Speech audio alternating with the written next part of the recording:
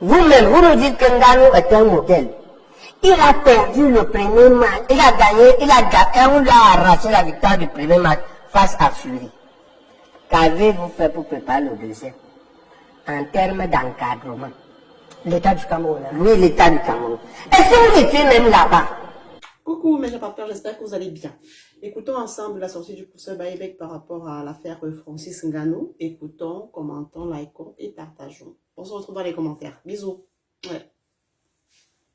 Je prends fouet parce que bon, quand je me lève à 5h30, la première chose que je fais comme mon fils m'a poissé, qu'est-ce que tu fais en premier lieu?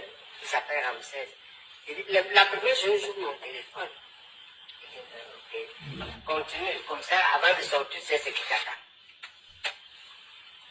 Et donc, j'ai vu ça, j'ai vu les tendances. Hein. Il y avait, les Camerounais étaient hyper irrités dans les réseaux sociaux, ça chauffait.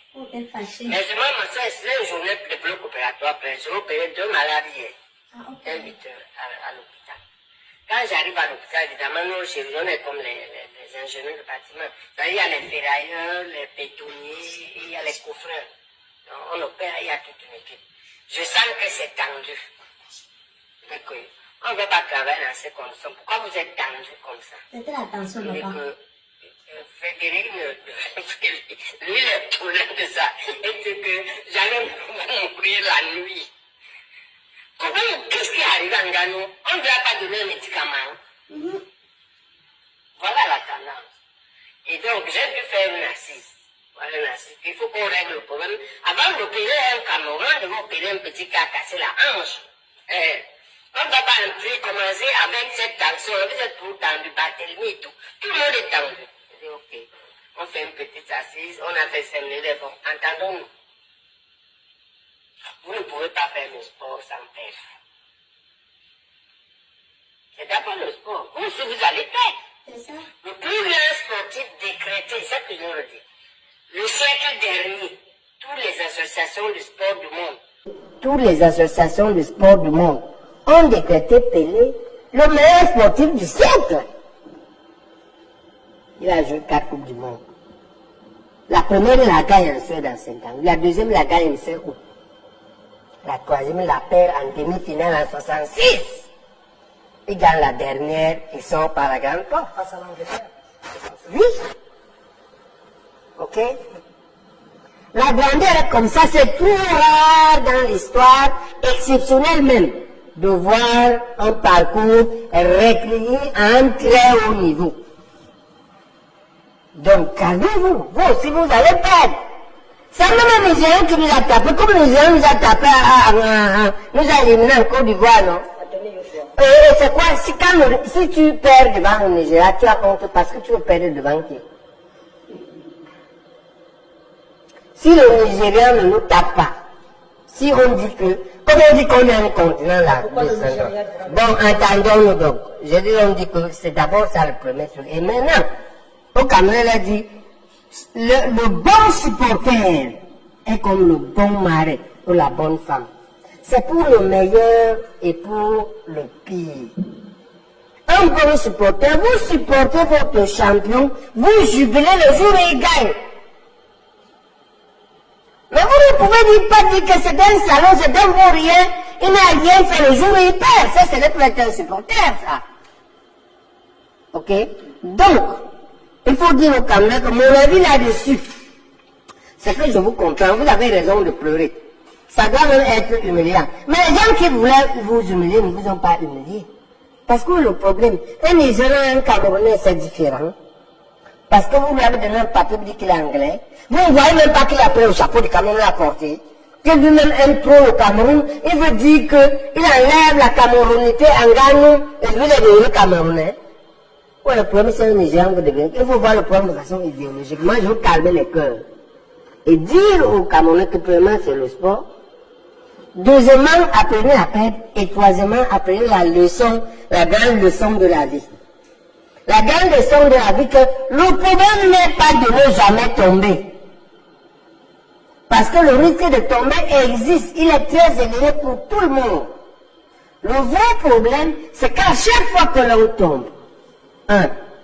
que l'on se relève. 2, que l'on tire les leçons de la chute. 3, que l'on se prépare mieux pour l'avenir. C'est ça la vraie vie. La vraie vie n'est pas que, comme on est pro-chrétien là, je veux qu'il n'est pas tombé. D'accord? Donc moi je pense qu'il faut qu'on liquide cette affaire. Et maintenant qu'on tire les leçons, qu'on demande par exemple à l'État que le peuple qu'on doit supporter. Vous-même, vous nous dites que Ngannou est un modèle. Il a perdu le premier match. Il a gagné, on lui a arraché la victoire du premier match face à Fury. Qu'avez-vous fait pour préparer le deuxième? En termes d'encadrement. L'État du Cameroun. Hein? Oui, l'État du Cameroun. Est-ce que vous étiez même là-bas? Maintenant, si on pollue l'air qui respire dans sa chambre, si on lui met le ballon dans l'eau qu'il voit, si on lui met quelque autre chose qui le fait dormir, le rend comme ça, comment réagir Frédéric au bloc opératoire? Il dit que lui n'a pas reconnu d'entrer le jeu. Il n'a pas reconnu la vigueur de l'homme. Si on lui a fait quelque chose, ouais, le Cameroun n'a pas envoyé quelqu'un là-bas, Fatima, comment? C'est-à-dire que le Bantou, dans le village, l'une des bêtes les plus difficiles à tuer, ça dit que la vipère est la vipère des enfants en bouche. Mais quand elle revient à son village, mais quand l'enfant n'a pas l'âge, il s'en va ramener une vipère morte, il égorge. Les parents le confient à un grand chasseur pour lui apprendre la chasse. On ne le laisse pas lui seul continuer. Parce qu'on sait que cette vipère qu'il a ramenée, elle a de la chance. Il n'est pas préparé. Il faut que le Cameroun, comme maintenant, parce que l'un des trucs, c'est que moi, en Amérique, les Camerounais américains me disent, là, mon frère en Pennsylvanie, il me dit que je soupçonne les gars là qui voulaient organiser un match au retour, absolument.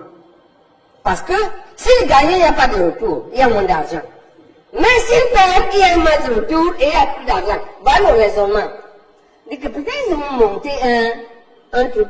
Soit Ngannou est complice, soit il n'est pas complice. Mais les victimes, lui ne savait pas qu'on va mettre un truc dans l'air, même le noviture, non? L'équivalent de noviture, sauf que ça ne tue pas. Mais ça te fait dormir, tu es dans les vapeurs. Est-ce qu'on n'a pas fait un truc comme ça? Si c'est ça, par exemple, ça dit seulement deux choses, Madame Fatima. Dit au RDPC que on ne laisse pas un fils qui a amené une première victoire continuer seul. On l'encadre. Au RDPC? Ceux qui sont au pouvoir. Il y a des choses, des réalisations dans les projets dans la vie, qui sont des projets des États. Il y a une femme qui me disait ça en minute. Faites vite vous chuter. Hein, ouais, ce sont les projets des États. Être champion du monde de boxe, de la plus grande catégorie, top projet d'État. Maintenant, quand un enfant camerounais quitte seul, il traverse le désert, il traverse la Méditerranée à la nage, il arrive là-bas, il ramène le presque vice-champion. Pour continuer, il faut que l'État récupère bien. On y met et les stratèges, et les espions, tous les moyens d'État, pour qu'ils continuent. Au match retour aussi, à match retour, c'est le temps maintenant que l'État récupère. On laisse les procès. Fatima, c'est pas pour critiquer maman. D'accord? C'est pour dire que prenons le taureau par les cornes et rattrapons-nous. Et accompagnons. Voilà. On se protège. De toute façon, vous êtes pressés pour entrer dans les commentaires. Il ne faut pas que quelqu'un vienne me pétiner ici. Hein. Chacun a sa place pour faire son commentaire. À tout à l'heure. Ouais.